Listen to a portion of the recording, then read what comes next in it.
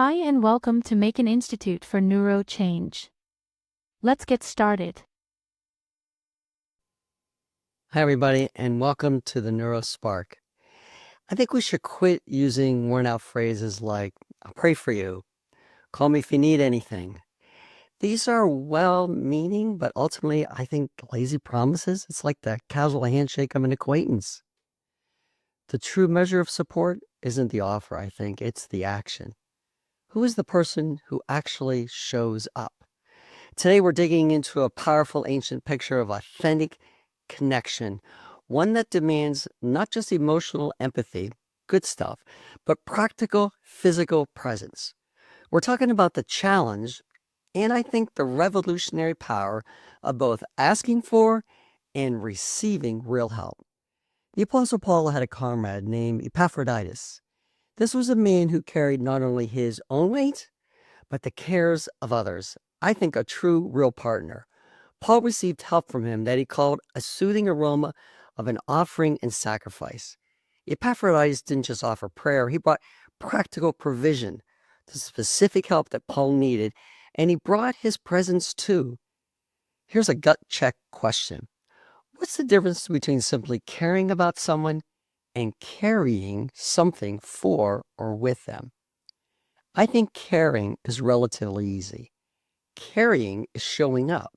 It's bringing the meal, helping with the task, sitting in silence with someone after they've received some devastating news. It means engaging with the actual practical burdens that people carry. The money pressure, the marriage tension, the work overload, the loneliness and isolation. And Epaphroditus embodied this. In fact, he almost died risking his life to help Paul when others wouldn't or couldn't. The story takes an intense turn. Epaphroditus nearly died, and Paul is utterly honest about his struggle, saying he would have had sorrow on top of sorrow if his friend hadn't recovered. That's how much Paul needed him. Notice two things about this. First, Paul doesn't act stoic. He admits his own profound grief. Second, Scripture doesn't shame Epaphroditus for his near collapse. He is worthy of honor even in his weakness. Most of us are terrible at this. We're reluctant to be honest about our limits because we've mistakenly equated weakness with failure.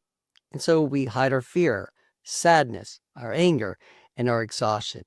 We think that admitting I'm not okay means we're no longer the strong one, no longer the good one. But Paul and Epaphroditus show us a different reality. You can actually be broken, suffering, and or discouraged and still be honored and wanted. This brings us to the core challenge, the receiving problem. And here's how that impacted me last weekend. I was wrestling with some pretty big decisions that didn't have kind of an easy way forward. And I found myself thinking about it more and more and more. And I became more weak and lonely and anxious. And what made it worse was trying to keep all that struggling inside. And what my dilemma became was, would I reach out and ask for help or just keep it to myself? For hours, I didn't until it became overwhelming. And then I called my life team guy. I shared what was happening. I asked for what I needed and then allowed him to give me things like comfort, understanding, and containment. And as I took that in from him, which isn't easy since I hadn't done anything to deserve it, my body calmed down and I was able to reset internally. In a similar manner, Paul accepted Epaphroditus' care. But for many of us, receiving help is the hardest thing to do. Why? Pride, shame, fear of being a burden, afraid of being exposed, of letting someone see the messy truth of our life. Or maybe just having to return the favor. I want you to finish this sentence honestly. If I ask for help, it means I'm a failure. I can't handle my life. I'll owe someone something. See, a true life team is 3 or 4 people who can look each other in the eye and say, I need help. I'm not okay. I'm hurting. And they are met not with, but you're so strong, but with acceptance and immediate help. We are met with someone who says, I can see the burden. I can carry some of it with you. You see, the strength of any of us is not our ability to go it alone. It's the ability to allow ourselves to be real and to be supported right where we are. So before we go on, make one concrete commitment.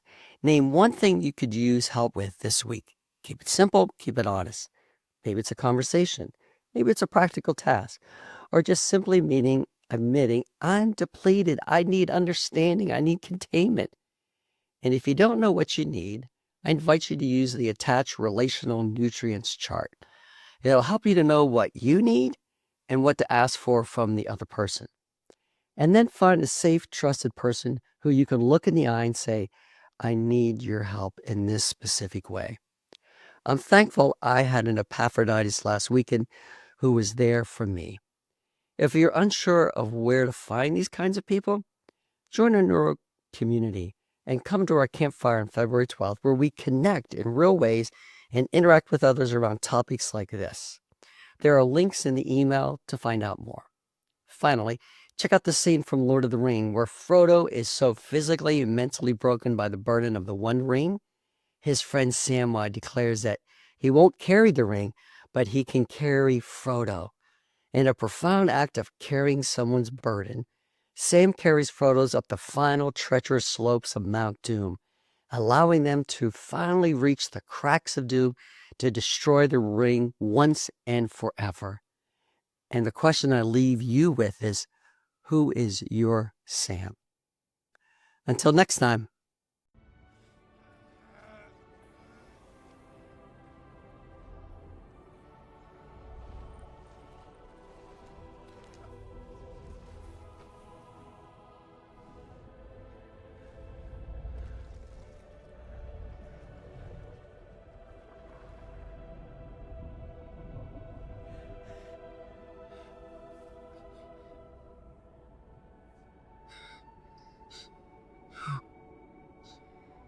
Do you remember the Shire, Mr. Football?